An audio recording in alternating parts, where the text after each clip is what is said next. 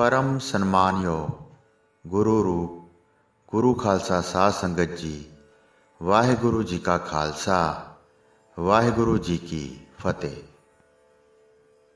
श्री गुरु अर्जन देव जी का जस सुन के देशां विदेशां तो सिख आउंदे सन। विशेष भेटावां चढ़ा के गुर चरनां ते मत्था टेकदे सन। गुरु जी सब करामातां विच पूर्ण सन ਅਤੇ ਮੂੰਹ ਮੰਗੀਆਂ ਮੁਰਾਦਾਂ ਦਿੰਦੇ ਹਨ। ਆਨੰਦ ਦੇ ਦਾਤੇ ਹਨ, ਦੁੱਖਾਂ ਨੂੰ ਦੂਰ ਕਰ ਦਿੰਦੇ ਹਨ ਅਤੇ ਆਪਣੇ ਸੇਵਕਾਂ ਨੂੰ ਆਸ਼ੀਰਵਾਦ ਦਿੰਦੇ ਹਨ। ਗੁਰੂ ਜੀ ਆਪਣੇ ਸਿੱਖਾਂ ਦੇ ਜਮਾਂ ਦੇ ਭੈ ਨੂੰ ਦੂਰ ਕਰ ਦਿੰਦੇ ਹਨ, ਗੁਣਾਂ ਦੀ ਪੂੰਜੀ ਨੂੰ ਧਾਰਨ ਕਰਦੇ ਹਨ ਅਤੇ ਮੋਹ ਨੂੰ ਦੂਰ ਕਰਦੇ ਹਨ। ਦੂਰ ਦੂਰ ਤੋਂ ਸੰਗਤ ਆ ਕੇ ਗੁਰੂ ਜੀ ਨੂੰ ਮਿਲਦੀ ਸੀ ਅਤੇ ਕਈ ਪ੍ਰਕਾਰ ਦੇ ਪਦਾਰਥ ਅਤੇ ਧਨ अर्पण करती सी।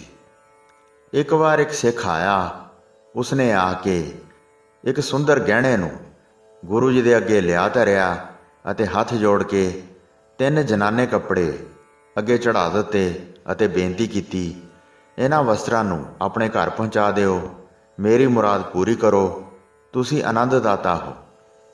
उस सिख दा कहा मन के गुरु जी ने वह वस्त्र एक सिख नूं दे के अपने घर नूं भेज दिता। बड़े कीमती अते सुंदर कपड़े गहणे वेख के गुरु जी दे महल माता गंगा जी बहुत प्रसन्न होए। अपने पति देव की उच्ची वडियाई जान के उन्होंने वस्त्रां नूं अपने गल विच पा के बड़ा शोभनिक महसूस किया। संगत नूं विदा करके गुरु जी घर नूं आए। माता गंगा जी वेख के उठे अते हिरदे विच बहुत प्रसन्न होए। 3 जनाने कपड़ियां ਅਤੇ ਗਹਿਣੇ ਦੀ ਗੱਲ ਪੁੱਛਣ ਲੱਗੇ, ਇਹ ਭੇਟਾ ਕਿੱਥੋਂ ਆਈ ਹੈ? ਅਜੀਬ ਅਤੇ ਸੁੰਦਰ ਵਸਤਰ ਜਿਹੜੇ ਬਹੁਤ ਕੀਮਤੀ ਹਨ, ਉਹ ਕਿਸ ਦੇਸ਼ ਦਾ ਵੱਡਾ ਹਾਕਮ ਹੈ ਜਿਸ ਨੇ ਭਾਵਨਾ ਧਾਰ ਕੇ ਆਪ ਦੇ ਚਰਨਾਂ ਤੇ ਅਰਪਣ ਕਰਕੇ ਸ਼ੋਭਾ ਪਾਈ ਹੈ। ਗੁਰੂ ਜੀ ਮਾਤਾ ਗੰਗਾ ਜੀ ਨੂੰ ਕਹਿਣ ਲੱਗੇ, ਵੱਡੇ ਗੁਰੂ ਨਾਨਕ ਦੇਵ ਜੀ ਦਾ ਸਭ ਦੇਸ਼ਾਂ ਵਿੱਚ ਵੱਡਾ ਪ੍ਰਤਾਪ ਹੈ। ਕਲਯੁਗ ਦਾ ਸਮਾਂ ਕਠਨ ਜਾਣ ਕੇ ਉਹਨਾਂ ਨੇ ਸਿੱਖੀ ਦਾ ਵਿਸਥਾਰ ਕੀਤਾ ਅਤੇ ਸਤਨਾਮ ਦਾ ਵਿਸ਼ੇਸ਼ ਜਾਪ ਕਰਾਇਆ। ਉਹਨਾਂ ਦੇ ਸਿੱਖ ਦੂਰ ਦੂਰ ਤੋਂ ਬਹੁਤ ਨਜ਼ਰਾਨੇ ਲੈ ਕੇ ਆਉਂਦੇ ਹਨ ਅਤੇ ਭੇਟ ਕਰਕੇ ਆਪਣੇ ਮਨੋਰਥ ਪੂਰੇ ਕਰਦੇ ਹਨ। ਉਹਨਾਂ ਦੇ ਨਾਮ ਕਰਕੇ ਮੈਂ ਆਪਣੇ ਘਰ ਇਹ ਵਧੀਆ ਕੱਪੜੇ, ਗਹਿਣੇ, ਧਨ ਅਤੇ ਹੀਰੇ ਮੋਤੀ ਲੈ ਕੇ ਆਇਆ ਹਾਂ। ਜਦ ਮਾਤਾ ਗੰਗਾ ਜੀ ਨੇ ਸ਼੍ਰੀ ਗੁਰੂ ਨਾਨਕ ਦੇਵ ਜੀ ਦੀ ਮਹਾਨ ਮਹਿਮਾ ਸੁਣੀ ਤਾਂ ਉਹਨਾਂ ਨੇ ਹੱਥ ਜੋੜ ਕੇ ਨਮਸਕਾਰ ਕੀਤੀ। ਇਸ ਤਰ੍ਹਾਂ ਰਾਮਦਾਸਪੁਰ ਵਸ ਕੇ ਸਮਾਂ ਬਤੀਤ ਕੀਤਾ। ਦਾਸ ਆਸਾਂ ਲੈ ਕੇ ਮੁਕਤੀ ਦਾਤੇ ਦੇ ਪਾਸ ਆਉਂਦੇ ਸਨ। ਮਾਤਾ ਜੀ ਜ਼ਰੀਦਾਰ ਪੱਟ ਦੇ ਵਸਤਰ ਜਦ ਜਦ ਵੀ ਆਨੰਦਮਈ ਹੋ ਕੇ ਪਹਿਨਦੇ ਸਨ ਤਾਂ ਬਹੁਤ ਸ਼ੋਭਨੀਕ ਅਤੇ ਸੁੰਦਰ ਲੱਗਦੇ ਸਨ। ਜਾਂ ਜਦ ਕਦੀ ਦਾਸੀ ਕੱਪੜਿਆਂ ਦੀ ਸਫਾਈ ਅਤੇ ਸੰਭਾਲ ਕਰਦੀ ਸੀ ਤਾਂ ਉਹ ਕਹਿੰਦੀ ਸੀ, ਬਹੁਤ ਧਨ ਖਰਚ ਕੇ ਇਹ ਵਸਤਰ ਬਣੇ ਹਨ। ਗਰਮੀ ਦੀ ਰੁੱਤ ਬੀਤ ਗਈ, ਫਿਰ ਵਰਖਾ ਰੁੱਤ ਆ ਗਈ। ਘਟਾਵਾਂ ਚੜ੍ਹ ਕੇ ਆ ਗਈਆਂ ਤੇ ਬੱਦਲਾਂ ਨੇ ਬਹੁਤ ਬਾਰਿਸ਼ ਕੀਤੀ। ਜਦ ਬਾਰਿਸ਼ ਦੇ ਦਿਨ ਖਤਮ ਹੋਏ ਤਾਂ ਦਾਸੀ ਨੇ ਜਦ ਵਸਤਰਾਂ ਦੀ ਦੇਖਭਾਲ ਕੀਤੀ ਤਾਂ ਉਸਨੇ ਸਾਰੇ ਕੱਪੜੇ ਲੈ ਲਏ ਅਤੇ ਧੁੱਪ ਲਾਉਣ ਵਾਸਤੇ ਛੱਤ ਉੱਤੇ ਸੁੱਕਣੇ ਪਾ ਦਿੱਤੇ ਅਤੇ ਆਪ ਬੜੀ ਸੁਚੇਤ ਹੋ ਕੇ ਕੱਪੜਿਆਂ ਦੀ ਰਾਖੀ ਬੈਠ ਗਈ। ਗਲੀ ਵਿੱਚ ਜਾਂਦੇ ਲੋਕ ਕੱਪੜਿਆਂ ਨੂੰ ਵੇਖ ਕੇ ਬੜੀ ਸ਼ਲਾਘਾ ਕਰਦੇ ਸਨ ਅਤੇ ਕਹਿੰਦੇ ਸਨ, ਕੋਈ ਸਿੱਖ ਸੁੱਖ ਦੀ ਲੋੜ ਵਾਸਤੇ ਲਿਆਇਆ ਹੈ। ਜਦ ਪ੍ਰਿਥੀਆ ਦੀ ਦਾਸੀ ਨੇ ਉਹ ਸੁੰਦਰ ਵਸਤਰ ਵੇਖੇ ਤੇ ਬੜੀ ਈਰਖਾ ਕੀਤੀ ਤੇ ਉਸੇ ਵੇਲੇ ਪ੍ਰਿਥੀਆ ਦੀ ਪਤਨੀ ਕਰਮੋ ਪਾਸ ਗਈ ਤੇ ਉਸ ਨੂੰ ਸੁਣਾ ਕੇ ਕਿਹਾ, ਮੈਂ ਤੁਹਾਡੀ ਦਰਾਣੀ ਦੇ ਦਿਲ ਨੂੰ ਮੋਹ ਲੈਣ ਵਾਲੇ ਸ਼ੁਭ ਵਸਤਰ ਵੇਖ ਕੇ ਆਈ ਹਾਂ। ਕਿਸੇ ਬਾਹਰਲੇ ਦੇਸ਼ ਵਿੱਚ ਬਹੁਤ ਧਨ ਲਾ ਕੇ ਤਿਆਰ ਕੀਤੇ ਹਨ। ਪਹਿਲਾਂ ਤਾਂ ਅਜਿਹੇ ਕੱਪੜੇ ਕਿਤੇ ਨਹੀਂ ਵੇਖੇ ਅਤੇ ਨਾ ਹੀ ਕੰਨਾਂ ਨਾਲ ਸੁਣੇ ਹਨ। ਕਿਸੇ ਬਾਦਸ਼ਾਹ ਪਾਸ ਵੀ ਹੋਣ ਜਾਂ ਨਾ ਹੋਣ ਇਹ ਜਾਣ ਲਓ। ਉੱਪਰ ਛੱਤ 'ਤੇ ਪਏ ਹਨ, ਬਹੁਤ ਚਮਕ ਰਹੇ ਹਨ। ਪਤਾ ਨਹੀਂ ਇੰਨੇ ਸੁੰਦਰ ਕਿਸੇ ਨੇ ਕਿਸ ਤਰ੍ਹਾਂ ਬਣਾਏ ਹਨ। ਕਿਸੇ ਨੇ ਚੁਣ ਚੁਣ ਕੇ ਕਾਰੀਗਰੀ ਕੀਤੀ ਹੈ। ਇਹ ਸੁਣ ਕੇ ਸ਼ਰੀਕਣ ਕਰਮੋ ਦੇ ਮਨ ਨੂੰ ਚੰਗਾ ਨਾ ਲੱਗਿਆ। ਆਪਣੇ ਘਰ ਦੀ ਛੱਤ 'ਤੇ ਚੜ੍ਹ ਕੇ ਉਸਨੇ ਸੁੰਦਰ ਵਸਤਰਾਂ ਨੂੰ ਵੇਖਿਆ। ਵਸਤਰ ਸੂਰਜ ਦੀ ਜੋਤ ਨਾਲ ਇੱਕ ਰੰਗ ਹੋ ਰਹੇ ਸਨ। ਵੇਖ ਕੇ ਅੰਗ ਅੰਗ ਵਿੱਚ ਸੜ ਗਈ, ਸਹਾਰ ਨਾ ਸਕੀ। ਈਰਖਾ ਨੇ ਸਾੜ ਦਿੱਤਾ। ਝਿਲਮਿਲ ਝਲਕਦੇ ਵਸਤਰ ਉਸ ਦੀਆਂ ਅੱਖਾਂ ਨੂੰ ਅੱਗ ਵਾਂਗ ਲੱਗੇ। ਕੁਝ ਬੋਲਿਆ ਵੀ ਨਹੀਂ ਸੀ ਜਾਂਦਾ, ਮਾਨੋ ਦਿਲ ਪਾਟ ਗਿਆ ਸੀ। ਜਦ ਬੇਹੋਸ਼ ਹੋ ਗਈ ਤਾਂ ਦਾਸੀ ਨੇ ਸੰਭਾਲ ਕੇ ਥੱਲੇ ਉਤਾਰ ਲਈ। ਤਦ ਬਹੁਤ ਉਦਾਸ ਹੋ ਗਈ। ਮਨ ਮਾਨੋ ਕਿਸੇ ਤੋਂ ਹਾਰ ਗਿਆ ਸੀ। ਸਾਰਾ ਦਿਨ ਮਨ ਵਿੱਚ ਬਹੁਤ ਵਿਆਕੁਲ ਹੋ ਕੇ ਬੈਠੀ ਰਹੀ। ਰਾਤ ਪਈ ਜਾਣ ਕੇ ਪ੍ਰਿਥਿਆ ਘਰ ਆਇਆ। ਆਪਣੀ ਇਸਤਰੀ ਦੇ ਹਾਲ ਨੂੰ ਵੇਖ ਕੇ ਬੁਲਾ ਕੇ ਵਿਆਕੁਲ ਹੋਈ ਨੂੰ ਕਿਹਾ, ਕਿਸ ਖਿਆਲ ਕਰਕੇ ਬਹੁਤ ਬੇਚੈਨ ਹੋਈ ਹੈ? ਘਰ ਦਾ ਕਿਹੜਾ ਕੰਮ ਵਿਗੜ ਗਿਆ ਹੈ? ਸਾਰੀ ਗੱਲ ਮੈਨੂੰ ਦੱਸੋ ਕਿ ਚਿੰਤਾ ਕਿਸ ਗੱਲ ਦੀ ਹੈ, ਮੈਨੂੰ ਸਮਝਾਓ। ਆਪਣੇ ਪਤੀ ਦੇ ਪਿਆਰ ਭਰੇ ਬਚਨ ਸੁਣ ਕੇ ਕਰਮੋ ਨੇ ਬੜੇ ਗੁੱਸੇ ਵਿੱਚ ਆ ਕੇ ਕਿਹਾ, ਸਾਡੇ ਸ਼ਰੀਕਾਂ ਦੇ ਬੜੀਆਂ ਚੰਗੀਆਂ ਭੇਟਾਵਾਂ ਆਉਂਦੀਆਂ ਹਨ। ਮੈਂ ਇਸਤਰੀ ਦੇ ਕੱਪੜੇ ਵੇਖ ਕੇ ਬਹੁਤ ਹੈਰਾਨ ਹੋਈ ਹਾਂ।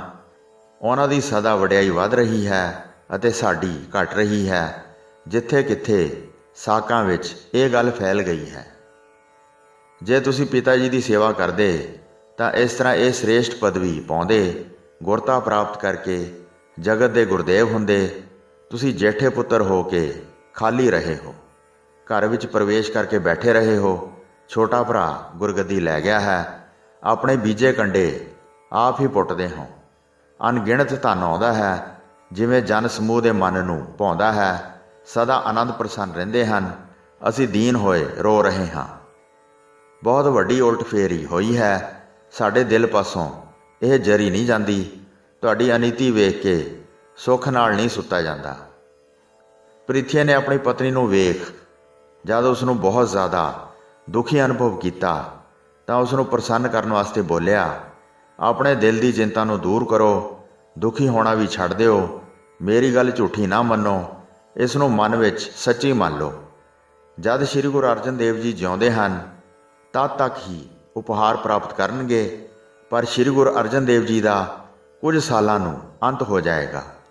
ਇਹਨਾਂ ਦੇ ਘਰ ਸਪੁੱਤਰ ਪੈਦਾ ਨਹੀਂ ਹੋਵੇਗਾ। ਉਹਨਾਂ ਦੇ ਅੰਤ ਬਾਅਦ ਸਾਡਾ ਭਲਾ ਹੋਵੇਗਾ ਤੇ ਅਸੀਂ ਹੀ ਮਹਾਨ ਗੁਰਿਆਈ ਪਦ ਨੂੰ ਪਾਵਾਂਗੇ। ਸਾਧ ਸੰਗਤ ਜੀ, ਗੁਰੂ ਜੀ ਦੀ ਵੰਸ਼ 'ਚੋਂ ਹੋਣ ਕਰਕੇ ਪ੍ਰਿਥੀ ਦੇ ਮੂੰਹ 'ਚੋਂ ਨਿਕਲੇ ਵਾਕ ਪੂਰੇ ਹੋਣੇ ਸਨ। ਪੁੱਤਰ ਦੀ ਖੁਸ਼ੀ ਬਿਨਾਂ ਜੋ ਉਸਨੇ ਘਰ ਦੁਰਲੱਭ ਅਤੇ ਕੀਮਤੀ ਵਸਤਾਂ ਭਰੀਆਂ ਹਨ, ਉਹਨਾਂ ਨੂੰ ਆਪਣੀਆਂ ਹੀ ਜਾਣੋ। ਹੋਰ ਕੋਈ ਮਾਲਕ ਇੱਥੇ ਬੈਠਾ ਨਹੀਂ ਹੈ ਜਿਹੜਾ ਇਹਨਾਂ ਵਸਤਾਂ ਨੂੰ ਸੰਭਾਲੇਗਾ। ਇਸ ਕਰਕੇ ਅਸੀਂ ਹੀ ਲਵਾਂਗੇ, ਹੋਰ ਕਿਸੇ ਨੂੰ ਨਹੀਂ ਦਿਆਂਗੇ। ਮੇਰੀ ਇਸ ਗੱਲ ਨੂੰ ਮੰਨੋ।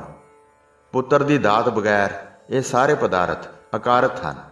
ਸਾਨੂੰ ਇਹ ਸਕਾਰਥ ਬਣਦੇ ਹਨ। ਇਸ ਤੱਥ ਨੂੰ ਸਮਝੋ। ਕੁਝ ਦਿਨ ਤੱਕ ਵਡਿਆਈ ਜਰੋ, ਉਹਨਾਂ ਨੂੰ ਵੇਖ ਕੇ ਸੜੋ ਨਾ।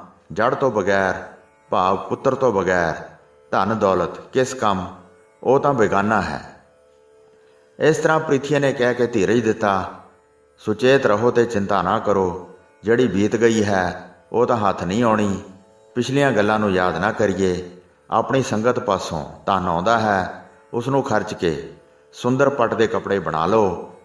ਗਹਿਣਿਆਂ ਨੂੰ ਹੀਰੇ ਜਵਾਹਰਾਤ ਜੜਵਾ ਕੇ ਸੁੰਦਰ ਕੱਪੜੇ ਤੇ ਗਹਿਣੇ ਪਹਿਨੋ। ਇਸ ਤਰ੍ਹਾਂ ਇਤਿਆਦ ਕਹਿ ਕੇ ਆਪਣੀ ਇਸਤਰੀ ਦੇ ਦਿਲ ਨੂੰ ਪ੍ਰਸੰਨ ਕਰ ਦਿੱਤਾ। ਦੋਹਾਂ ਨੇ ਮਿਲ ਕੇ ਝੂਠੀ ਖੁਸ਼ੀ ਮਨਾਈ। ਆਪਣੇ ਦਿਲ ਵਿੱਚ ਇਹ ਗੱਲ ਨਿਸ਼ਚੈ ਰੂਪ ਵਿੱਚ ਮੰਨ ਲਈ। ਦੂਸਰੇ ਦਾ ਬੁਰਾ ਚਿਤਵ ਕੇ ਆਪਣੇ ਆਪ ਨੂੰ ਆਨੰਦਮਈ ਕਰ ਲਿਆ। ਪ੍ਰਭੂ ਸਦਾ ਇਸ ਦੇ ਉਲਟ ਹੀ ਕਰਦਾ ਹੈ। ਇਹ ਸਾਰੇ ਜਹਾਨ ਵਿੱਚ ਪ੍ਰਗਟ ਹੈ। ਪ੍ਰਿਥੀ ਦੀ ਦਾਸੀ ਨੇ ਪ੍ਰਿਥੀ ਤੇ ਕਰਮੋ ਦੀ ਸਾਰੀ ਗੱਲਬਾਤ ਸੁਣ ਲਈ। ਮਨ ਵਿੱਚ ਬਹੁਤ ਪ੍ਰਸੰਨ ਹੋਈ ਅਤੇ ਦਿਨ ਰਾਤ ਇਸ ਬਾਰੇ ਵਿਚਾਰ ਕਰਦੀ ਰਹਿੰਦੀ ਸੀ। ਸ੍ਰੀ ਗੁਰੂ ਅਰਜਨ ਦੇਵ ਜੀ ਦੀ ਇੱਕ ਬੜੀ ਬੁੱਧੀਵਾਨ ਦਾਸੀ ਸੀ। ਪ੍ਰਿਥੀ ਦੀ ਦਾਸੀ ਨੇ ਉਸ ਨੂੰ ਸਾਰਾ ਪ੍ਰਸੰਗ ਸੁਣਾ ਦਿੱਤਾ ਜਿਹੜਾ ਉਸਨੇ ਪ੍ਰਿਥੀ ਅਤੇ ਕਰਮੋ ਦੇ ਮੁਖ ਤੋਂ ਸੁਣਿਆ ਸੀ। ਪ੍ਰਿਥੀ ਨੇ ਆਪਣੀ ਇਸਤਰੀ ਪਾਸ ਗੁਰੂ ਅਰਜਨ ਦੇਵ ਜੀ ਤੇ ਕਿ ਉਹਨਾਂ ਦੇ ਘਰ ਪੁੱਤਰ ਜਨਮ ਨਹੀਂ ਲਵੇਗਾ, ਇਸ ਗੱਲ ਨੂੰ ਆਪਣੇ ਦਿਲ ਵਿੱਚ ਗੁਪਤ ਰੱਖੋ। ਇਹ ਵੀ ਕਿਹਾ ਹੈ ਕਿ ਜਦ ਗੁਰੂ ਜੀ ਜੋਤੀ ਜੋਤ ਸਮਾ ਜਾਣਗੇ ਤਾਂ ਉਹਨਾਂ ਦੇ ਸਾਰੇ ਪਦਾਰਥ ਅਸੀਂ ਹੀ ਲਵਾਂਗੇ। ਤਦ ਗੁਰਿਆਈ ਵੀ ਪ੍ਰਾਪਤ ਕਰਾਂਗੇ। ਤੁਸੀਂ ਕੋਈ ਚਿੰਤਾ ਨਾ ਕਰੋ। ਉਹਨਾਂ ਨੇ ਆਪਣੇ ਦਿਲ ਵਿੱਚ ਇਹ ਹੀ ਗੱਲ ਪੱਕੀ ਜਾਣੀ ਕਿ ਕਈ ਸਾਲ ਬੀਤ ਗਏ ਪਰ ਗੁਰੂ ਜੀ ਦੇ ਘਰ ਵਿੱਚ ਪੁੱਤਰ ਨੇ ਜਨਮ ਨਹੀਂ ਲਿਆ।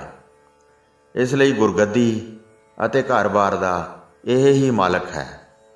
ਗੁਰੂ ਜੀ ਦੀ ਦਾਸੀ ਨੇ ਜਦ ਇਹ ਗੱਲ ਸੁਣੀ ਤਾਂ ਅੱਖਾਂ ਵਿੱਚ ਹੰਝੂ ਭਰ ਕੇ ਇੰਜ ਬੋਲੀ, ਹੇ ਪ੍ਰਭੂ ਜੀ, ਗੁਰੂ ਜੀ ਦੇ ਘਰ ਪੁੱਤਰ ਦਿਓ, ਇਹਨਾਂ ਨੂੰ ਗੁਰਤਾ ਕਿਵੇਂ ਮਿਲ ਜਾਏਗੀ। ਦਾਸੀ ਨੇ ਕਿਹਾ, ਗੁਰੂ ਜੀ ਦਾ ਘਰ ਵਸਦਾ ਰਹੇਗਾ, ਇਹ ਉੱਜੜ ਕੇ ਜਗਤ ਵਿੱਚ ਰੁਲਦੇ ਫਿਰਨਗੇ। ਇਹਨਾਂ ਦੇ ਘਰ ਸੁੰਦਰ ਪੁੱਤਰ ਪੈਦਾ ਹੋਵੇਗਾ, ਜਿਸ ਨੂੰ ਵੇਖ ਕੇ ਦੁਸ਼ਮਣ ਡਰਨਗੇ।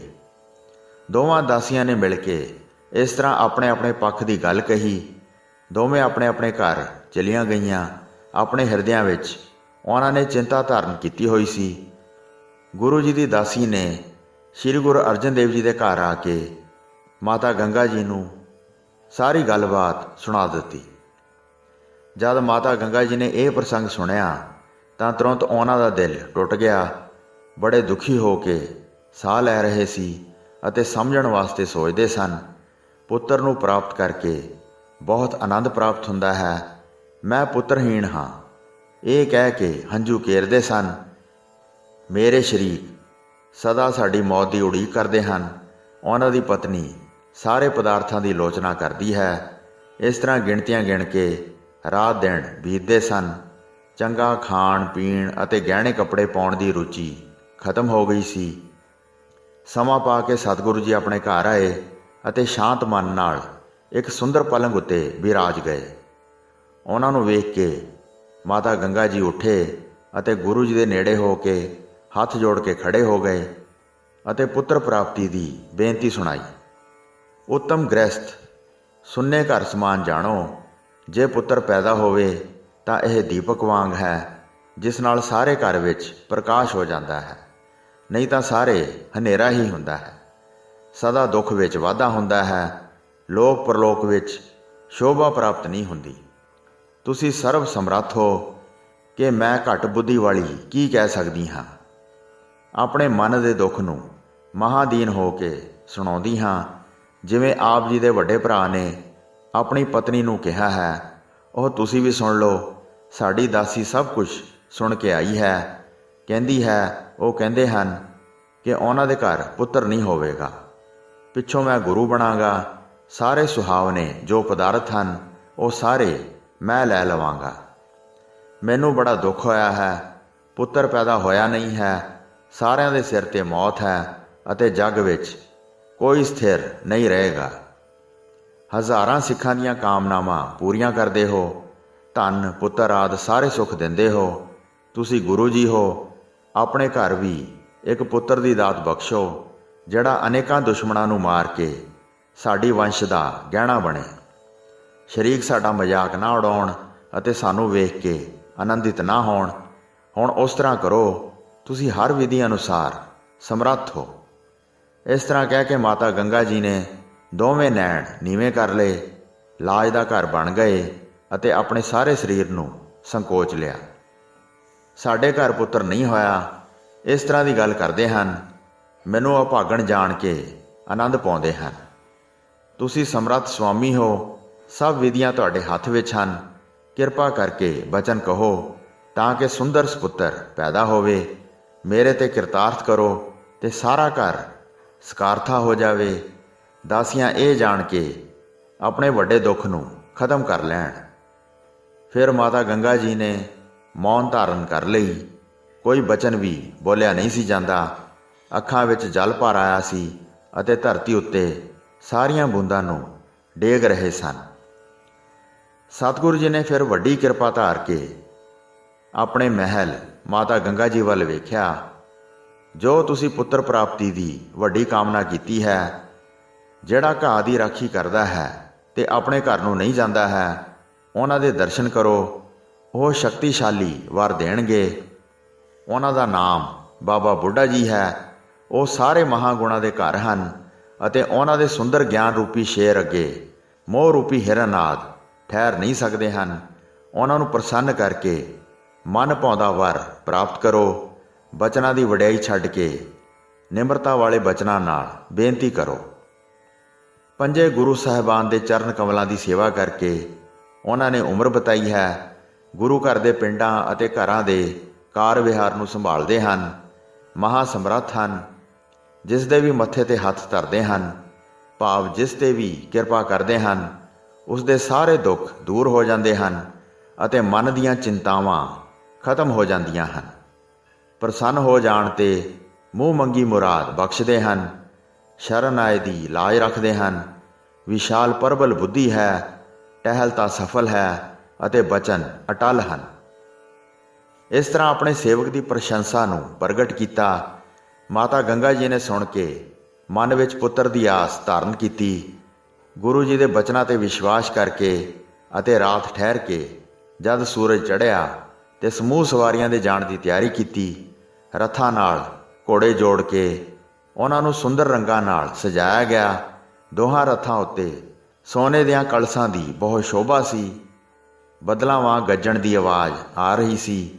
ਸਾਰੇ ਖੁਸ਼ੀ ਵਿੱਚ ਭਰ ਉੱਚੀ ਉੱਚੀ ਬੋਲ ਰਹੇ ਸਨ, ਜਿਸ ਨਾਲ ਸਾਰੇ ਬੁਲੰਦ ਆਵਾਜ਼ ਗੂੰਜ ਰਹੀ ਸੀ।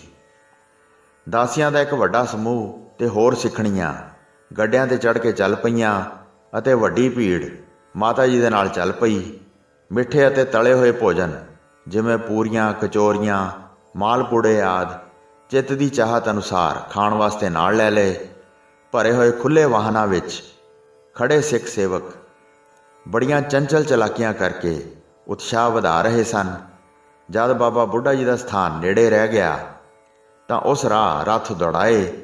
ਭੱਜ ਰਹੇ ਘੋੜੇ ਦੀਆਂ ਘੰਟੀਆਂ ਬਹੁਤ ਉੱਚੀ ਉੱਚੀ ਵੱਜ ਰਹੀਆਂ ਸਨ ਤੇ ਸ਼ੁਭ ਪ੍ਰਵਾਹ ਦੀ ਛਵੀ ਬਹੁਤ ਸਜ ਰਹੀ ਸੀ। ਪਿੱਛੇ ਬਹਿਲਾਂ ਦਾ ਸਮੂਹ ਬਹੁਤ ਜ਼ੋਰ ਨਾਲ ਭੱਜਿਆ ਤੇ ਉਹਨਾਂ ਦੇ ਭੱਜਣ ਨਾਲ ਇੰਨੀ ਧੂੜ ਉੱਡੀ ਕਿ ਸਾਰੇ ਅਸਮਾਨ ਵਿੱਚ ਛਾ ਗਈ। ਘੁੰਗਰੂ ਉੱਚੀ ਉੱਚੀ ਖੜਕਦੇ ਸਨ। ਘੋੜਿਆਂ ਦੇ ਪੈਰਾਂ ਨਾਲ ਵੱਜੇ ਹੋਏ ਵੀ ਬਹੁਤ ਉੱਚੀ ਉੱਚੀ ਵੱਜ ਰਹੇ ਸਨ। ਰੱਥਾਂ ਤੇ ਬੈਲਾਂ ਦੇ ਪਹੀਆਂ ਦੀ ਆਵਾਜ਼ ਬਹੁਤ ਉੱਚੀ ਉੱਠਦੀ ਸੀ ਜਦ ਵਾਹਨਾਂ ਨੂੰ ਤੇਜ਼ ਰਫ਼ਤਾਰ ਨਾਲ ਭਜਾਉਂਦੇ ਸਨ। ਜੰਗਲ ਦੇ ਸ਼ੇਰ ਉੱਠ ਭੱਜੇ। ਸਾਰੇ ਪੰਛੀ ਚਾਰੇ ਪਾਸੇ ਉੱਡ ਕੇ ਚਲੇ ਗਏ ਅਤੇ ਜੰਗਲ ਦੇ ਹਿਰਨ ਡਰ ਕੇ ਭੱਜ ਉੱਠੇ। ਉਸ ਸਮੇਂ ਬਾਬਾ ਬੁੱਢਾ ਜੀ ਦੇ ਪਾਸ ਕੋਈ ਸੇਵਕ ਖਲੋਤਾ ਸੀ। ਬਾਬਾ ਬੁੱਢਾ ਜੀ ਨੇ ਪੁੱਛਿਆ, ਇਹ ਕੌਣ ਆ ਰਿਹਾ ਹੈ? ਜੰਗਲ ਦੇ ਸਾਰੇ ਜੀਵ ਡਰ ਕੇ ਵਿਆਕੁਲ ਹੋ ਗਏ ਹਨ। ਉਸ ਪੁਰਸ਼ ਨੇ ਪਹਿਚਾਣ ਕੇ ਬਾਬਾ ਬੁੱਢਾ ਜੀ ਨੂੰ ਕਿਹਾ, ਇਸ ਪਾਸੇ ਗੁਰੂ ਜੀ ਦੇ ਵਾਹਨ ਆ ਰਹੇ ਹਨ। ਮਨੁੱਖਾਂ ਦੀ ਬਹੁਤ ਭੀੜ ਹੈ। ਰੱਥਾਂ ਨੂੰ ਘੋੜੇ ਜੁੱਤੇ ਹੋਏ ਹਨ। ਉਹਨਾਂ ਦੇ ਭੱਜਣ ਨਾਲ ਰੱਥਾਂ ਅਤੇ ਬੈਲਾਂ ਦੇ ਪਹੀਆਂ ਦਾ ਬਹੁਤ ਉੱਚੀ ਸ਼ੋਰ ਹੋ ਰਿਹਾ ਹੈ। ਜਦ ਬਾਬਾ ਬੁੱਢਾ ਜੀ ਨੇ ਇਹ ਸ਼ਬਦ ਸੁਣੇ ਤਾਂ ਬਾਬਾ ਬੁੱਢਾ ਜੀ ਨੇ ਫਿਰ ਕਿਹਾ, ਰਾਮਦਾਸਪੁਰੇ ਐਸਾ ਸ਼ੋਰ ਕਿਸ ਨੇ ਕੀਤਾ ਹੈ? ਇੰਨੀ ਆਵਾਜ਼ ਕਰਕੇ ਇਹ ਸਾਰੇ ਮਨੁੱਖ ਭਾਜੜ ਪਾ ਕੇ ਇਹਨਾਂ ਸਭ ਮਨੁੱਖਾਂ ਨੂੰ ਕਿੱਥੇ ਲੈ ਕੇ ਚੱਲੇ ਹਨ? ਇਸ ਤਰ੍ਹਾਂ ਕਹਿ ਕੇ ਫਿਰ ਉਹਨਾਂ ਵੱਲ ਵੇਖਣ ਲੱਗੇ। ਇੰਨੇ ਚਿਰ ਵਿੱਚ ਸਾਰੇ ਵਾਹਨਾਂ ਨੂੰ ਛੱਡ ਕੇ ਬਾਬਾ ਬੁੱਢਾ ਜੀ ਦੇ ਨੇੜੇ ਆ ਗਏ। ਮਾਤਾ ਗੰਗਾ ਜੀ ਨੇ ਆਪਣੇ ਨਾਲ ਦਾਸੀਆਂ ਨੂੰ ਅੱਗੇ ਕੀਤਾ ਅਤੇ ਨਮਸਕਾਰ ਕਰਕੇ ਪਕਵਾਨ ਬਾਬਾ ਬੁੱਢਾ ਜੀ ਦੇ ਅੱਗੇ ਰੱਖ ਦਿੱਤੇ। ਸਹਿਜ ਸੁਭਾ ਬਾਬਾ ਬੁੱਢਾ ਜੀ ਨੇ ਬਚਨ ਕੀਤਾ, ਹੇ ਮਾਤਾ ਜੀ, ਐਡੀ ਵੱਡੀ ਭਾਜੜ ਲੈ ਕੇ ਕਿਸ ਤਰ੍ਹਾਂ ਆਏ ਹੋ? ਬਾਬਾ ਬੁੱਢਾ ਜੀ ਦੇ ਇਹ ਬਚਨ ਸੁਣ ਕੇ ਮਾਤਾ ਗੰਗਾ ਜੀ ਕੰਬ ਗਏ। ਜਿਵੇਂ ਕੇਲੇ ਨੂੰ ਹਵਾ ਲੱਗਣ ਨਾਲ ਉਹ ਕੁਮਲਾ ਜਾਂਦਾ ਹੈ, ਇਸ ਤਰ੍ਹਾਂ ਉਹਨਾਂ ਦੇ ਬੁੱਲ੍ਹ ਸੁੱਕ ਗਏ। ਬਹੁਤ ਡਰ ਗਏ ਤੇ ਫਿਰ ਕੁਝ ਨਾ ਬੋਲੇ। ਇੱਕ ਦਾਸੀ ਹੱਥ ਜੋੜ ਕੇ ਬੋਲੀ, ਸਤਿਗੁਰੂ ਜੀ ਨੇ ਇਸ ਪਾਸੇ ਭੇਜਿਆ ਹੈ। ਤੁਹਾਡੇ ਬਚਨਾਂ ਨਾਲ ਪੁੱਤਰ ਦੀ ਦਾਤ ਪਾਉਣਾ ਚਾਹੁੰਦੇ ਹਨ। ਤੁਸੀਂ ਸਾਰੇ ਸਿੱਖਾਂ ਵਿੱਚ ਮੁਖੀ ਹੋ। ਆਪ ਜੀ ਨੇ ਸ਼੍ਰੀ ਗੁਰੂ ਨਾਨਕ ਦੇਵ ਜੀ ਦੇ ਵੀ ਦਰਸ਼ਨ ਕੀਤੇ ਹਨ। ਗੁਣਾਂ ਵਿੱਚ ਮਹਾਨ ਹੋ। ਆਪ ਵਰਗਾ ਹੋਰ ਕੋਈ ਨਹੀਂ ਹੈ। ਤੁਸੀਂ ਬਹੁਤ ਵੱਡੀ ਕਮਾਈ ਕੀਤੀ ਹੈ। ਉਮਰ ਵਿੱਚ ਵੀ ਤੁਸੀਂ ਸਭ ਤੋਂ ਵੱਡੇ ਹੋ। ਹੁਣ ਆਪਣੀ ਕਿਰਪਾ ਦ੍ਰਿਸ਼ਟੀ ਨਾਲ ਵਿਕਰਾਲ ਸੰਕਟ ਨੂੰ ਦੂਰ ਕਰੋ। ਮਾਤਾ ਜੀ ਆਪ ਦੇ ਚਰਨ ਕਮਲਾਂ 'ਤੇ ਬੰਦਨਾ ਕਰਕੇ ਬੈਠੇ ਹਨ ਤੇ ਆਪ ਜੀ ਪਾਸੋਂ ਮਨ ਦੀ ਦੀਨਤਾ ਕਰਕੇ ਵਰ ਮੰਗਦੇ ਹਨ। ਇਹ ਬੇਨਤੀ ਆਪਣੇ ਕੰਨਾਂ ਨਾਲ ਸੁਣ ਕੇ ਬਾਬਾ ਬੁੱਢਾ ਜੀ ਨੇ ਕਿਹਾ, ਮੇਰੇ ਪਾਸ ਪੁੱਤਰ ਕਿੱਥੇ ਹੈ? ਮੈਂ ਤਾਂ ਗੁਰੂ ਘਰ ਦਾ ਕਾਹੀ ਹਾਂ। ਮੈਂ ਤਾਂ ਇਸ ਬੀੜ ਦਾ ਰਾਖਾ ਹਾਂ। ਮੇਰੇ ਵਿੱਚ ਇੰਨੀ ਸ਼ਕਤੀ ਕਿੱਥੋਂ? ਸਦਾ ਸੇਵਕ ਕਹਾ ਕੇ ਬੀੜ ਦੇ ਸਾਰੇ ਕੰਮ ਕਰਦਾ ਹਾਂ।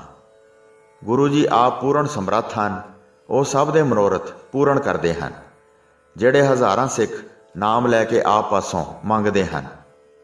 ਸੈਂਕੜੇ ਕੋਹਾਂ ਤੋਂ ਸੇਵਕ ਭੈਭੀਤ ਹੋ ਕੇ ਆਰਾਧਨਾ ਕਰਦੇ ਹਨ ਤਾਂ ਗੁਰੂ ਜੀ ਜਾ ਕੇ ਸਹਾਇਤਾ ਕਰਦੇ ਹਨ ਅਤੇ ਟੇਢੇ ਵੈਰੀਆਂ ਨੂੰ ਖਤਮ ਕਰਦੇ ਹਨ। ਮਾਤਾ ਗੰਗਾ ਜੀ ਇਹ ਸੁਣ ਕੇ ਬਹੁਤ ਨਿਰਾਸ਼ ਹੋ ਗਏ। ਅਤੇ ਉਹ ਬਿਲਕੁਲ ਚੁੱਪ ਹੋ ਗਏ। ਇਸ ਸੰਕਟ ਨੂੰ ਪਾ ਕੇ ਮਨ ਵਿੱਚ ਬਹੁਤ ਉਦਾਸ ਹੋ ਗਏ। ਸੇਵਕ ਸੇਵਕਾਵਾਂ ਸਾਰੇ ਇਹ ਜਾਣ ਕੇ ਬਹੁਤ ਉਦਾਸ ਹੋ ਗਏ। ਕੋਈ ਵੀ ਨਾ ਬੋਲਿਆ। ਖੁਸ਼ੀ ਮਿਟਾ ਕੇ ਸਾਰੇ ਦੀਨ ਹੋ ਗਏ। ਨਮਸਕਾਰ ਕਰ ਕਰਕੇ ਉੱਠਦੇ ਸਨ ਤੇ ਆਪਣੇ ਆਪਣੇ ਵਾਹਨਾਂ 'ਤੇ ਚੜ੍ਹਦੇ ਜਾਂਦੇ ਸਨ। ਇਸ ਤਰ੍ਹਾਂ ਵਾਹਨਾਂ 'ਤੇ ਚੜ੍ਹ ਕੇ ਉਹ ਚਲੇ ਗਏ। ਸਾਰੇ ਇਹ ਸੋਚ ਰਹੇ ਸਨ ਕਿ ਪ੍ਰਿਥੀ ਦਾ ਵਾਕ ਹੁਣ ਸੱਚਾ ਹੋਵੇਗਾ, ਗੁਰੂ ਜੀ ਦੇ ਘਰ ਪੁੱਤਰ ਪੈਦਾ ਨਹੀਂ ਹੋਵੇਗਾ। ਸਾਰੇ ਉਦਾਸ ਹੋ ਕੇ ਚਲੇ ਜਾ ਰਹੇ ਸਨ। ਰਾਮਦਾਸਪੁਰ ਵਿੱਚ ਆ ਗਏ। ਉਤਰ ਕੇ ਘਰ ਦੇ ਅੰਦਰ ਦਾਖਲ ਹੋ ਗਏ। ਗੁਰੂ ਜੀ ਨੂੰ ਦੇਖ ਕੇ ਵੰਦਨਾ ਕੀਤੀ। ਗੁਰੂ ਜੀ ਨੇ ਮਾਤਾ ਗੰਗਾ ਜੀ ਦੇ ਮੁਖੜੇ ਨੂੰ ਕਮਲ ਦੇ ਫੁੱਲ ਵਾਂਗ ਕੁਮਲਾਇਆ ਹੋਇਆ ਵੇਖ ਕੇ ਪੁੱਛਿਆ, ਕੀ ਪੁੱਤਰ ਦੀ ਕਾਮਨਾ ਚਿੰਤਾ ਦੂਰ ਕਰਕੇ ਪਾ ਲਈ ਹੈ? ਤੁਸੀਂ ਇੰਨੇ ਉਦਾਸ ਕਿਉਂ ਹੋ? ਮਨ ਆਨੰਦ ਪ੍ਰਸੰਨ ਨਹੀਂ ਹੈ? ਉਹ ਸਾਰੀ ਵਾਰਤਾ ਮੈਨੂੰ ਸੁਣਾਓ ਜਿਵੇਂ ਉੱਥੇ ਕਰਕੇ ਆਏ ਹੋ। ਨੈਣਾ ਵਿੱਚ ਪਾਣੀ ਭਰ ਕੇ ਲੰਮੇ ਲੰਮੇ ਸਾਹ ਲੈ ਕੇ ਮਾਤਾ ਗੰਗਾ ਜੀ ਨੇ ਮੁੱਖ ਵਾਕ ਉਚਾਰਨ ਕਰਕੇ ਸਾਰੀ ਵਾਰਤਾ ਸੁਣਾਈ। ਹੇ ਪ੍ਰਭੂ ਜੀ, ਆਪ ਜੀ ਦੇ ਪ੍ਰੇਰੇ ਹੋਏ ਅਸੀਂ ਉੱਥੇ ਗਏ ਸੀ। ਜਦ ਵੰਦਨਾ ਕਰਕੇ ਅਸੀਂ ਬੇਨਤੀ ਕੀਤੀ ਤਾਂ ਪੁੱਤਰ ਦਾ ਵਾਰ ਤਾਂ ਕਿਤੇ ਰਿਹਾ। ਸਾਨੂੰ ਬਹੁਤ ਵੱਡਾ ਸਰਾਪ ਦੇ ਦਿੱਤਾ। ਨਗਰ ਵਿੱਚ ਵੱਡਾ ਸੰਕਟ ਆਉਣ 'ਤੇ ਭਾਜੜ ਪਵੇਗੀ। ਐਸੀ ਉਲਟੀ ਗੱਲ ਹੋਣ 'ਤੇ ਮਨ ਵਿੱਚ ਚਿੰਤਾ ਬਹੁਤ ਵਧੀ ਹੈ। ਮੈਂ ਭੈਭੀਤ ਹੋ ਕੇ ਆਪਣੇ ਘਰ ਆ ਗਈ ਹਾਂ। ਜਿਵੇਂ ਕਲਪ ਬ੍ਰਿਛ ਦੇ ਪਾਸ ਜਾ ਕੇ ਯਤਨ ਕਰਨ 'ਤੇ ਵੀ ਕੋਈ ਪਦਾਰਥ ਨਾ ਪਾ ਸਕੇ, ਸਗੋਂ ਆਪਣੇ ਪਾਸ ਵਾਲਾ ਵੀ ਗਵਾ ਆਵੇ। ਗੁਰੂ ਜੀ ਨੇ ਪੁੱਛਿਆ, ਕਿਹਨਾਂ ਲੋਕਾਂ ਦੇ ਨਾਲ ਤੁਸੀਂ ਗਏ ਸੀ? ਤੁਸੀਂ ਕਿਸ ਤਰ੍ਹਾਂ ਪ੍ਰੇਮ ਕੀਤਾ? ਕਿਹੜੀ ਜਾ ਕੇ ਭੇਟ ਅੱਗੇ ਰੱਖੀ? ਮਾਤਾ ਗੰਗਾ ਜੀ ਨੇ ਕਿਹਾ, ਰੱਥ ਉੱਤੇ ਸਵਾਰ ਹੋ ਕੇ ਗਏ ਸੀ। ਬਹੁਤ ਗੜਬਹਿਲਾਂ ਨਾਲ ਲਈਆਂ। ਬਹੁਤ ਵੱਡਾ ਇਕੱਠ ਕਰਕੇ ਮਿੱਠਾ ਅਤੇ ਤਲੀਆਂ ਹੋਈਆਂ ਪੂਰੀਆਂ ਅਤੇ ਕਚੋਰੀਆਂ ਦਾ ਪ੍ਰਸ਼ਾਦ ਅੱਗੇ ਧਰਿਆ। ਇੱਕ ਦਾਸੀ ਨੇ ਸਾਰਾ ਮਨੋਰਥ ਬਾਬਾ ਬੁੱਢਾ ਜੀ ਨੂੰ ਦੱਸ ਦਿੱਤਾ। ਉਹਨਾਂ ਨੇ ਟਾਲ ਕੇ ਸ਼ਰਾਬ ਦੇ ਕੇ ਸਾਰਿਆਂ ਨੂੰ ਹੈਰਾਨ ਅਤੇ ਡਰ ਉਪਜਾ ਕੇ ਵਾਪਸ ਭੇਜ ਦਿੱਤਾ ਹੈ। ਸ਼੍ਰੀ ਗੁਰੂ ਅਰਜਨ ਦੇਵ ਜੀ ਨੇ ਸੁਣ ਕੇ ਫਿਰ ਕਿਹਾ ਅਤੇ ਸ੍ਰੇਸ਼ਟ ਮਤ ਵਾਲੀ ਸਿੱਖਿਆ ਵਿਸਥਾਰ ਸਹਿਤ ਦੱਸੀ। ਜਦ ਵੀ ਪੂਰਨ ਪੁਰਖਾਂ ਪਾਸ ਜਾਵੋ ਤਾਂ ਕਦੀ ਵੀ ਵਿਚਾਰ ਕੇ ਪਖੰਡ ਨਾ ਕਰੀਏ। ਦੀਨ ਹੋ ਕੇ ਹੰਕਾਰ ਨੂੰ ਦੂਰ ਕਰੋ ਅਤੇ ਆਪ ਉਚਾਰਨ ਕਰਕੇ ਬੇਨਤੀ ਕਰੋ। ਕਦੀ ਵੀ ਆਪਾ ਨਾ ਜਣਾਈਏ ਅਤੇ ਨੀਵੇਂ ਤੋਂ ਨੀਵੇਂ ਹੋ ਕੇ ਬਚਨ ਕਰੀਏ। ਇਤਿਆਦਿ ਚੰਗੀ ਸਿੱਖਿਆ ਦਿੱਤੀ।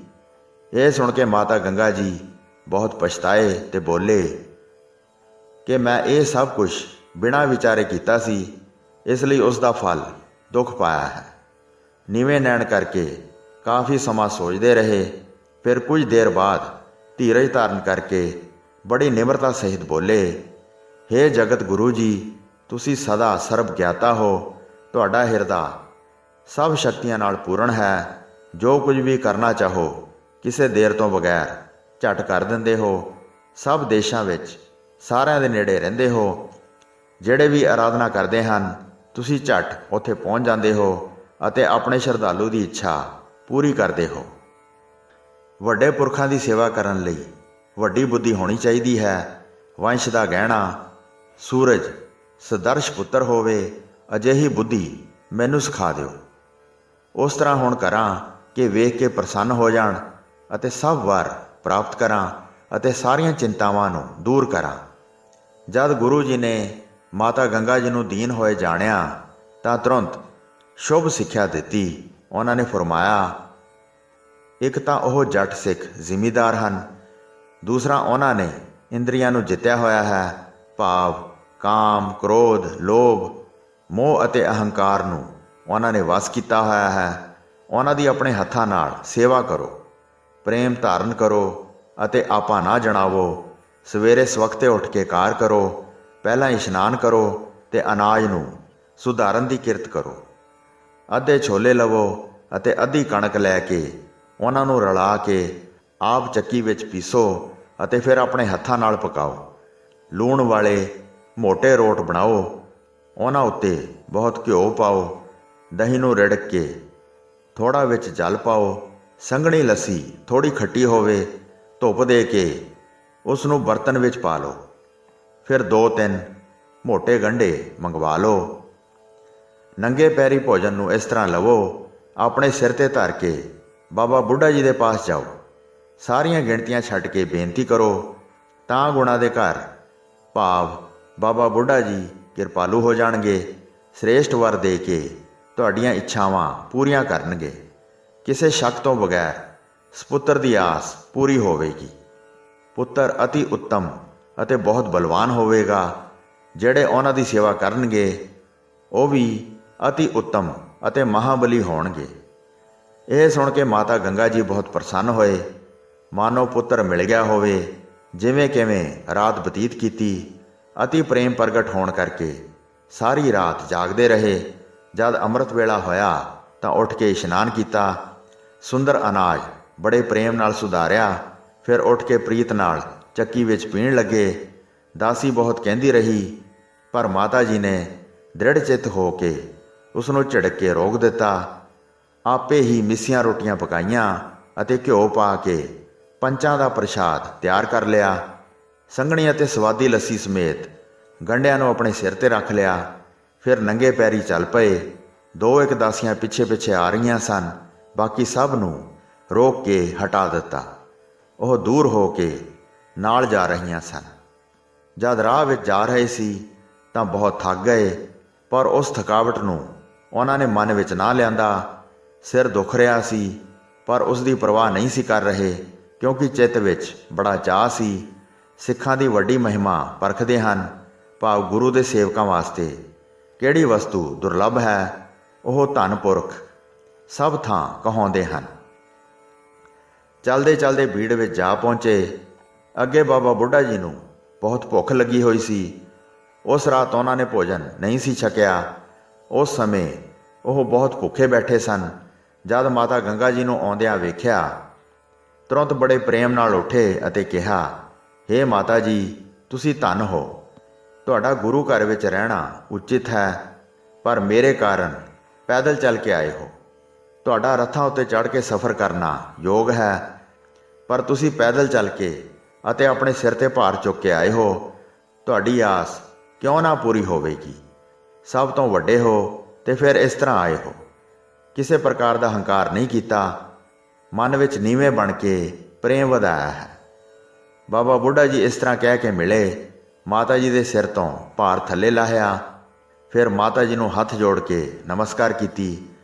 ਮੋਟੀਆਂ ਰੋਟੀਆਂ ਨਾਲ ਗੰਢੇ ਲੈ ਕੇ ਬਾਬਾ ਬੁੱਢਾ ਜੀ ਨੇ ਬੜਾ ਸਵਾਦ ਲੈ ਲੈ ਕੇ ਛਕੀਆਂ। ਲੱਸੀ ਪੀ ਕੇ ਰੋਟੀ ਦੀ ਬੁਰਕੀ ਮੂੰਹ ਵਿੱਚ ਪਾਉਂਦੇ ਸਨ। ਇਸ ਤਰ੍ਹਾਂ ਬੜੇ ਸਵਾਦ ਨਾਲ ਭੋਜਨ ਛਕਦੇ ਬੋਲੇ। ਜਦ ਮਾਤਾ ਜੀ ਆਪਣੇ ਪੁੱਤਰ ਨੂੰ ਭੁੱਖਾ ਜਾਣਦੇ ਹਨ ਤਾਂ ਸਾਰੇ ਕੰਮ ਛੱਡ ਕੇ ਉਸ ਨੂੰ ਭੋਜਨ ਖਵਾ ਕੇ ਤ੍ਰਿਪਤ ਕਰਦੇ ਹਨ। ਇਸ ਤਰ੍ਹਾਂ ਮਾਤਾ ਜੀ, ਤੁਸੀਂ ਮੈਨੂੰ ਭੁੱਖੇ ਪਿਆਸੇ ਨੂੰ ਤ੍ਰਿਪਤ ਕੀਤਾ ਹੈ। ਇਹ ਸੁਣ ਕੇ ਮਾਤਾ ਜੀ ਨੇ ਹੱਥ ਜੋੜ ਕੇ ਦੀਨ ਮਨ ਨਾਲ ਸੁੰਗੜ ਕੇ ਬੇਨਤੀ ਕੀਤੀ, ਗੱਦੀ ਦਾ ਸ਼ੁਭ ਮਾਲਕ ਬਖਸ਼ੋ। ਮੈਂ ਦਾਸੀ ਤੁਹਾਡੀ ਸ਼ਰਨ ਆਈ ਹਾਂ। ਤੁਸੀਂ ਗੁਰੂ ਨਾਨਕ ਦੇਵ ਜੀ ਦੇ ਦਰਸ਼ਨ ਕੀਤੇ ਹਨ ਅਤੇ ਬੇਨਤੀ ਕਰਕੇ ਗੁਰੂ ਜੀ ਦੇ ਚਰਨਾਂ ਦੀ ਸੇਵਾ ਕਰਦੇ ਰਹੇ ਹੋ। ਤੁਹਾਡੇ ਵਰਗਾ ਹੋਰ ਕੋਈ ਨਹੀਂ ਹੈ। ਤੁਸੀਂ ਸੰਕਟ ਰੂਪੀ ਅੰਧਕਾਰ ਦੀ ਆਪ ਸਵੇਰ ਹੋ। ਮੈਥੋਂ ਅਵਗਿਆ ਹੋ ਗਈ ਹੈ। ਗੁਰੂ ਸਿੱਖ ਜਾਣ ਕੇ ਮਾਫ ਕਰੋ। ਸੇਵਾ ਕਰਨ ਤੋਂ ਮੈਂ ਅਣਜਾਣ ਹਾਂ। ਕੇਵਲ ਵੱਡੇ ਪ੍ਰੇਮ ਨੂੰ ਵੇਖੋ। ਭੁੱਖੇ ਨੂੰ ਖਾਣ ਪੀਣ ਦੇਣ 'ਤੇ ਨਾ ਵਿਚਾਰ ਕਰੋ। ਇਸ ਤਰ੍ਹਾਂ ਕਹਿ ਸੁਣ ਕੇ ਬਾਬਾ ਬੁੱਢਾ ਜੀ ਤ੍ਰਿਪਤ ਹੋ ਗਏ ਤੇ ਚੁਲੀ ਕਰਕੇ ਉਹਨਾਂ ਨੇ ਹੱਥ ਧੋਤੇ। ਉਸ ਸਮੇਂ ਬਹੁਤ ਤੇਜ਼ ਹਵਾ ਚੱਲੀ ਤੇ ਆਕਾਸ਼ ਵਿੱਚ ਬਹੁਤ ਉੱਚੀ ਆਵਾਜ਼ ਵਿੱਚ ਬੱਦਲ ਗਰਜੇ। ਬਹੁਤ ਤੇਜ਼ ਬਿਜਲੀ ਲਿਸ਼ਕੀ, ਜਿਸ ਨੇ 10 ਦਿਸ਼ਾਵਾਂ ਵਿੱਚ ਆਪਣਾ ਪ੍ਰਕਾਸ਼ ਕੀਤਾ। ਜਿਵੇਂ ਮਹਾਬਲੀ ਬੱਦਲ ਰੂਪੀ ਸੂਰਮਾ ਬਿਜਲੀ ਰੂਪੀ ਤਲਵਾਰ ਲਿਸ਼ਕਾ ਰਿਹਾ ਹੋਵੇ। ਮਾਨੋ ਬੱਦਲ ਬਾਬਾ ਬੁੱਢਾ ਜੀ ਨੂੰ ਵੇਖ ਰਿਹਾ ਹੋਵੇ ਤੇ ਬਾਬਾ ਜੀ ਨੂੰ ਪ੍ਰੇਰ ਰਿਹਾ ਹੋਵੇ ਕਿ ਮਾਤਾ ਜੀ ਨੂੰ ਵਰ ਦੇ ਕੇ ਉਹਨਾਂ ਦੀ ਆਸ ਪੂਰੀ ਕਰੋ। ਇਹ ਲੱਛਣ ਵੇਖ ਕੇ ਬਾਬਾ ਬੁੱਢਾ ਜੀ ਹੈਰਾਨ ਹੋ ਕੇ ਪ੍ਰਸੰਨ ਹੋਏ। ਤੁਹਾਡੇ ਘਰ ਬਲਵਾਨ ਪੁੱਤਰ ਪੈਦਾ ਹੋਵੇਗਾ। ਫਿਰ ਬੜਾ ਉਤਸ਼ਾਹ ਵਧਾ ਕੇ ਬੋਲੇ, ਹੇ ਮਾਤਾ ਜੀ, ਧੰਨ ਤੁਹਾਡਾ ਇਹ ਸੰਸਾਰ ਵਿੱਚ ਆਉਣਾ ਹੈ। ਤੁਹਾਡੇ ਘਰ ਵੱਡਾ ਬਲਵਾਨ ਤਿੱਖੀ ਤਲਵਾਰ ਹੱਥ ਵਿੱਚ ਧਾਰਨ ਕਰਨ ਵਾਲਾ ਅਤੇ ਮੁਗਲਾਂ ਨੂੰ ਮਾਰਨ ਵਾਲਾ ਵੱਡਾ ਗੁਰੂ ਪੈਦਾ ਹੋਵੇਗਾ। ਗੱਦੀ ਛੱਡ ਕੇ ਤਖਤ ਤੇ ਬੈਠੇਗਾ। ਇਸ ਤਰ੍ਹਾਂ ਦੇ ਮੈਨੂੰ ਲੱਛਣ ਦਿਸਦੇ ਹਨ। ਰਣ ਭੂਮੀ ਦਾ ਪ੍ਰੇਮੀ ਰਣ ਵਿੱਚ ਘਮਸਾਨ ਮਚਾਵੇਗਾ ਅਤੇ ਕ੍ਰੋਧ ਕਰਕੇ ਦੁਸ਼ਟਾਂ ਦਾ ਨਾਸ਼ ਕਰ ਦੇਵੇਗਾ। ਜਿਸ ਤਰ੍ਹਾਂ ਹੁਣ ਮੈਂ ਗੰਢੇ ਭੰਨੇ ਹਨ, ਇਸ ਤਰ੍ਹਾਂ ਉਹ ਮੁਗਲਾਂ ਦੇ ਸਿਰ ਭੰਨੇਗਾ। ਜਿਵੇਂ ਤੁਸੀਂ ਮੈਨੂੰ ਭੁੱਖੇ ਨੂੰ ਤ੍ਰਿਪਤ ਕੀਤਾ ਹੈ, ਉਸ ਤਰ੍ਹਾਂ ਤੁਹਾਡੀ ਆਸ ਵੀ ਪੂਰੀ ਹੋਵੇਗੀ ਅਤੇ ਤੁਸੀਂ ਵੀ ਤ੍ਰਿਪਤ ਹੋ ਜਾਓਗੇ। ਉਹ ਮੀਰੀ ਪੀਰੀ ਦੀਆਂ 2 ਤਲਵਾਰਾਂ ਧਾਰਨਗੇ ਤੇ ਨਾਂ ਉਹਨਾਂ ਦਾ ਹਰਗੋਬਿੰਦ ਹੋਵੇਗਾ। ਤੁਹਾਡੇ ਘਰ ਵਿੱਚ ਇੱਕ ਮਹਾਨ ਯੋਧਾ ਪ੍ਰਗਟ ਹੋਵੇਗਾ, ਜਿਹੜਾ ਅਨੇਕ ਵੈਰੀਆਂ ਨੂੰ ਜਿੱਤ ਲਵੇਗਾ। ਹੇ ਮਾਤਾ ਜੀ, ਤੁਸੀਂ ਸ੍ਰੇਸ਼ਟ ਜਸ ਪ੍ਰਾਪਤ ਕੀਤਾ ਹੈ। ਜਿਵੇਂ ਕੌਸ਼ਲਿਆ ਦੇ ਘਰ ਰਾਮ ਨੇ ਜਨਮ ਲਿਆ ਸੀ ਅਤੇ ਦੇਵਕੀ ਦੇ ਘਰ ਘਨਸ਼ਿਆਮ ਪ੍ਰਗਟ ਹੋਏ ਸਨ, ਤੁਹਾਡੇ ਭਾਗ ਵੀ ਹੁਣ ਕੌਸ਼ਲਿਆ ਤੇ ਦੇਵਕੀ ਸਮਾਨ ਹਨ। ਬਹੁਤ ਪੁੰਨਾਂ ਦਾ ਫਲ ਪ੍ਰਗਟ ਹੋਵੇਗਾ, ਜਿਹੜਾ ਸਾਰੀ ਉਮਰ ਸੁੰਦਰ ਸਰੂਪ ਸਹਿਤ ਵਿਚਰੇਗਾ। ਉਸ ਦੇ ਸਰੀਰ ਦੇ ਅੰਗ ਸਭ ਨਾਲੋਂ ਉੱਚੇ ਹੋਣਗੇ ਅਤੇ ਤਾਕਤ ਵਿੱਚ ਉਸ ਦੀ ਕੋਈ ਵੀ ਬਰਾਬਰੀ ਨਹੀਂ ਕਰ ਸਕੇਗਾ। ਸੰਮਤ 21 ਅੱਸੂ 1651 ਜਾਣੋ।